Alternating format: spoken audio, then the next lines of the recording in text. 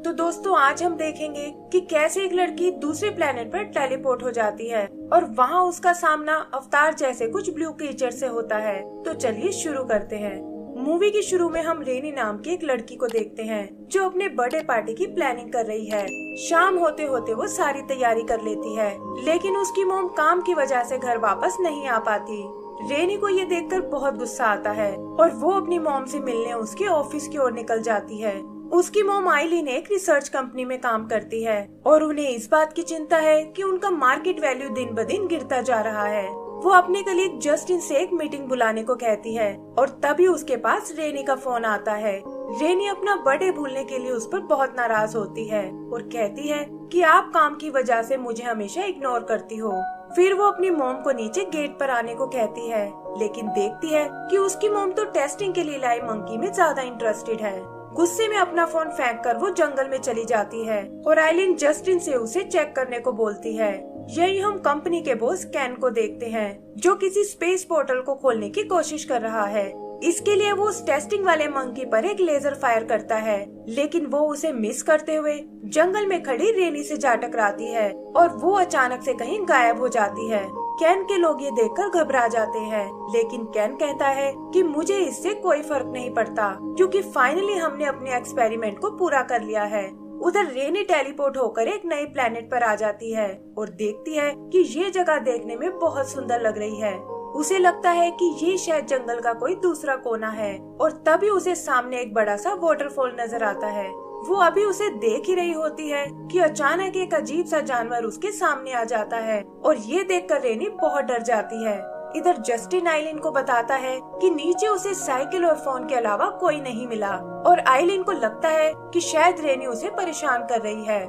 Justin उसे समझाता है कि शायद वो वापस घर चली गई है और तुम्हें उसे वहीं जाकर ढूंढना चाहिए। उधर रेनी भागते हुए उस क्रीचर से कहीं दूर निकल आती है, लेकिन यहाँ उसका सामना एक और भयानक मॉन्स्टर से होता है। तभी उस मॉन्स्टर के पैर में एक चाकू आकर लगता है और रेनी देखती है कि एक नीले रंग का लड़का उसकी मदद करने आया है जो देखने में किसी आदिवासी जैसा लग रहा है।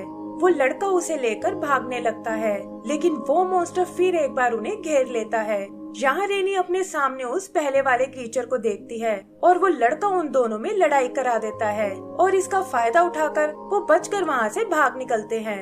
फिर वो लड़का रेनी को बेहोश कर देता है और आँख खुलने पर वो देखती है कि वहाँ वो लड़का और एक आदमी उसे खाने की बात कर रहे हैं। ये देखकर वो डर जाती है, लेकिन वो आदमी उसे यकीन दिलाता है कि हम तुम्हें कोई नुकसान नहीं पहुंचाएंगे।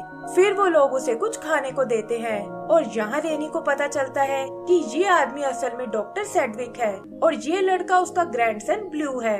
वो उससे ब्लू के इस तरह दिखने का कारण पूछती है और ब्लू उसे बताता है कि ये तो बस एक म्यूटेशन के कारण है और मैं इन्हीं का ग्रैंडसन हूँ। आगे रेनी उनसे उन क्रीचर्स के बारे में पूछती है कि आखिर वो डायनासोर जैसे जीव यहाँ क्या कर रहे हैं। तब सेडविक उसे बताता है कि वो डायनासोर नहीं हो सकते क्योंकि इस वक्त हम अर्थ की बजाय किसी दूसरे प्लेनेट पर हैं। ये सुनकर रेनी के होश उड़ जाते हैं और सेडविक उसे बताता है कि ये एक तरह का जंगल प्लेनेट है और उसी ने यहाँ तक आने के लिए एक पोर्टल की खोज की थी ताकि वो यहाँ की लाइफ पर रिसर्च कर सके। अगला पोर्टल खुलने में अब 3 दिन का वक्त है और तब वो रेनी को वापस घर भेजने को कहता है, लेकिन रेनी वापस जाने से मना कर देती है और कहती है कि उसे वहाँ पर कोई प्यार नहीं करता।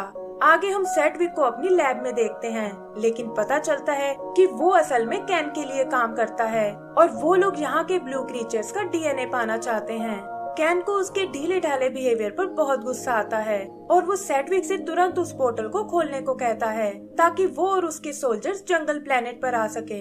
लेकिन सेडविक को डर है कि ऐसा करने से नेचर का बैलेंस बिगड़ जाएगा और वो इस काम को जल्दी से करने का प्रॉमिस करता है। फिर वो उन्हें रेनी के बारे में बताता है और पूछता है कि आखिर वो अकेले यहाँ कैसे आ पहुँची। कैन ये सुनकर सोच में पड़ जाता है क्योंकि इसका मतलब वो पोर्टल को अर्थ से भी कंट्रोल कर सकते हैं और यही सोचकर वो अपने लोगों से तुरंत उस पोर्टल को दोबारा खोलने को कहता है। जहाँ एक साइंटिस्ट इस बात की खबर आइलिन को देता है जो इस वक्त रेनी को अपने घर में ढूंढ रही है। वहाँ वो उसकी बर्थडे पार्टी की तैयारियों को देखती है और उसे बहुत दुख होता है कि मैंने अपनी बेटी के बर्थडे को खराब कर दिया। तभी उसे उस साइंटिस्ट का मैसेज मिलता है जो रेनी को बचाने के लिए तुरंत उसे ऑफिस में आने को कहता है। इधर सोते हुए ब्लू की अचानक आँख खुल जाती है और वो देखता है कि रेनी बाहर अकेले बैठी हुई है। वो वहाँ उससे बात करने जाता है और रेनी उसे बताती है कि उसकी मॉम को उसकी बिल्कुल फिक्र नहीं है और वो इस प्लेनेट से कभी वापस नहीं जाना चाहती। वो ब्लू से खुद को कहीं दूर ले जाने को बोलती है ताकि सेडविक उसे वापस ना भेज पाए, लेकिन ब्लू उसे समझाता है कि ये जगह बहुत खतरनाक है और हम इस तरह यहाँ से कहीं नहीं जा सकते। रेनी पर इन बातों का कोई असर नहीं होता और वो किसी तरह ब्लू को अपने साथ चलने के लिए मना लेती है।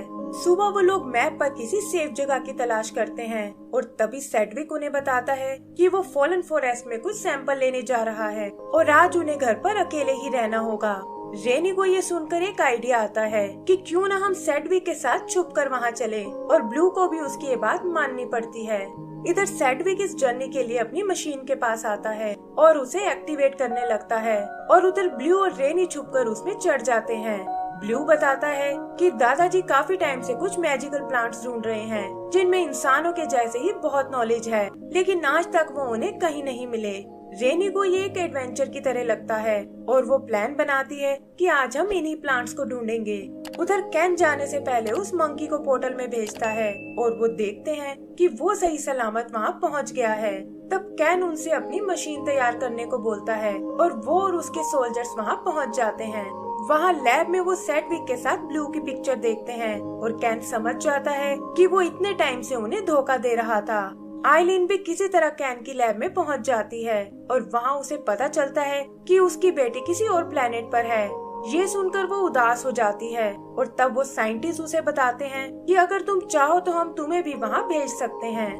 ब्लू और रेनी मशीन से निकलकर उन प्लांट्स को ढूंढने लगते हैं, लेकिन अचानक कुछ जड़ें रेनी को कैद कर लेती हैं और पता चलता है कि वहाँ ब्लू के जैसे ही कुछ और एलियंस भी हैं। ये लोग अपना नाम मूला और टूला बताते हैं जो इस प्लेनेट पर रहने वाले ल्यूमर प्रजाति से हैं और पूछते हैं कि आखिर एक इंसान और ल्यूमर में दोस्ती कैसे हो सकती है। ब्लू भी खुद से उनको कनेक्टेड फील करता है और तब टूला उसे बताता है कि तुम भी हमारी तरह एक ल्यूमर ही हो और 12 साल पहले सेडविक ने तुम्हें चुरा लिया था। फिर वो ब्लू को अपनी ट्राइब की मैजिकल पावर देता है जिससे वो किसी भी प्लांट को अपने वश में कर सकता है। रेनी ब्लू को समझाती है कि तुम्हें इन लोगों पर विश्वास नहीं करना चाहिए और तुरंत अपने दादाजी के पास वापस चले जाना चाहिए, लेकिन ब्लू के माइंड में बहुत कुछ चल रहा था और वो गुस्से में वहाँ से भाग जाता है और ये देखकर रेनी उसे मनाने उसके पीछे जाती है। उधर मूला और टूला को ब्लू की चिंता होने लगती है और तभी वहाँ डॉक्टर सेडविक आ जाता है जो असल में प्लांट्स के बहाने इन दोनों को ही ढूंढ रहा था। वो अपनी इलेक्ट्रिक डार्ट से उन पर हमला करता है जिसे पकड़ते ही मूला बेहोश हो जाता है। टूला उसे होश में लाने की कोशिश करता है लेकिन देखता है कि सेडविक वहाँ आ पहुँचा है। आगे हम ब्लू को देखते हैं जिसे लगता है कि शायद सेडविक उसे एक एक्सपेरिमेंट की तरह यूज कर रहा था, लेकिन रेनी उसे समझाती है कि वो तुम्हें बहुत प्यार करता है और भूल कर भी तुम्हें नुकसान नहीं पहुंचाएगा। फिर वो उसे उसका फेवरेट चाकू देती है जो सेडविक ने उसे गिफ्ट दिया था और कहती है कि सच्चा प्यार मिलना बहुत मुश्किल है और तुम्हें उसकी कदर करनी चाहिए। ब्लू भी उसकी बात समझ जाता है और वो दोनों वापस घर की ओर जाने लगते हैं। रास्ते में उन्हें टूला बेहोश पड़ा हुआ मिलता है और ब्लू देखता है कि ये उसके दादाजी का ही काम है। तभी अचानक टूला को होश आ जाता है और वो रेनी पर अटैक करने की सोचता है, लेकिन ब्लू बीच में आकर उसे बचा लेता है और कहता है कि इसमें रेनी की कोई गलती नहीं है और हम लोग मिलकर तुम्हारे दोस्त को बचा सकते हैं।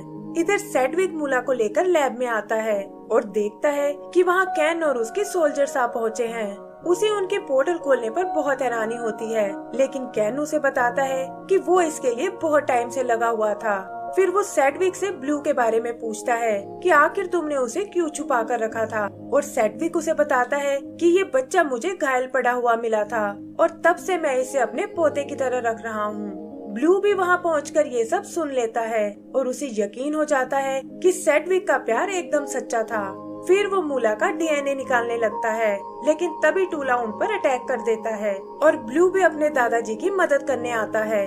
सोल्जर्स जल्दी ही टूला पर काबू पा लेते हैं और सेडविक ब्लू को समझाता है कि वो ये सब उसे बताने ही वाला था, लेकिन उसे इसके लिए सही वक्त नहीं मिल पाया। ब्लू इन सब के लिए उसे माफ कर देता है और ये देखकर सेडविक भी रिलैक्स फील करता है। तभी कैन उसे मूला से वो डीएनए निकालने को कहता है और जल्दी ही सेडविक ये प्रोसेस पूरा कर लेता है, लेकिन कहता है कि पहले तुम्हें इन सबको यहाँ से भागने देना होगा। वो चारों वहाँ से बचकर निकल जाते हैं और कैन जबरदस्ती उससे वो डीएनए छीन लेता है। दूसरी तरफ साइंटिस्ट आइलैंड को पोर्टल में भेजने को तैयार हो जाते हैं और साथ ही उसे एक फ्रीज गन और एक डीबूस्टिंग चिप देते हैं जिसे वो कैन की मशीन को रोक सकती है।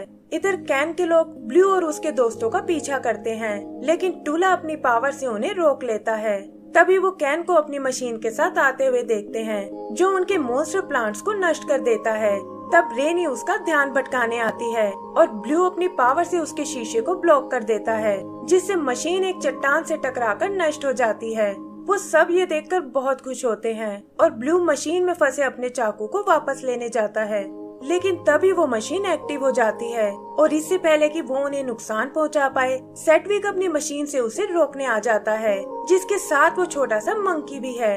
रेनी उनके साथ मशीन में बैठ जाती है और ब्लू अपने ट्राइब के साथ कोई आइडिया ढूंढने जाता है। पुरानी होने के कारण सेडविक की मशीन कमजोर पड़ने लगती है और कैन उन्हें अपने लेजर से मारने की कोशिश करता है। तभी अचानक उसकी मशीन फ्रीज हो जाती है और वो देखते हैं कि आइलिन यहाँ उन्हें बचाने आई है। वो उस मशीन पर वो चिप लगाने लगती है, लेकिन कैन इससे भी खुद को आजाद करा लेता है और आइलिन उछलकर दूर जा गिरती है। तभी वो मंकी मशीन में घुसकर कैन को तंग करने लगता है और उधर रेनी अपनी मॉम को चेक करने जाती है। आइलिन उससे अपने बिहेवियर के लिए माफी मांगती है और वो दोनों एक दूसरे को गले से लगा लेती हैं। फिर रेनी वो चिप लेकर कैन की मशीन को डीएक्टिवेट करने जाती है और ल्यूमो ट्राइब मैजिक से उसे हवा में उड़ाने लगते हैं। कैन उसे अपने रोबोटिक हैंड से मसलने की कोशिश करता है, लेकिन वो अचानक से जाम हो जाता है और रेनी देखती है कि ये सब ब्लू के चाकू की वजह से हुआ है। फिर फाइनली वो चिप लगाकर उस मशीन को डीएक्टिवेट कर देती है, लेकिन ब्लू का चाकू निकालने के चक्कर में मशीन के साथ नीचे खाई में गिर जाती है। सबको लगता है कि शायद वो मारी गई है, लेकिन तभी उसकी मॉम को उसकी आवाज सुनाई देती है और पता चलता है कि ब्लू के चाकू ने उसकी जान बचा ली है। मंकी भी उस डीएनए ट्यूब को वापस निकाल लाता है और सेडविक देखता है कि ये सिर्फ इसी प्लेनेट से कनेक्टेड है और अर्थ पर जिंदा नहीं रह पाता। ये जानकर वो कुछ और एक्सपेरिमेंट करने निकल जाता है और ब्लू भी अपना चाकू देकर रेनी से अलविदा लेता है। आखिर में वो सब एक साथ फोटो खिंचवाते हैं और इसी के साथ हमारी ये मूवी खत्म हो जाती है।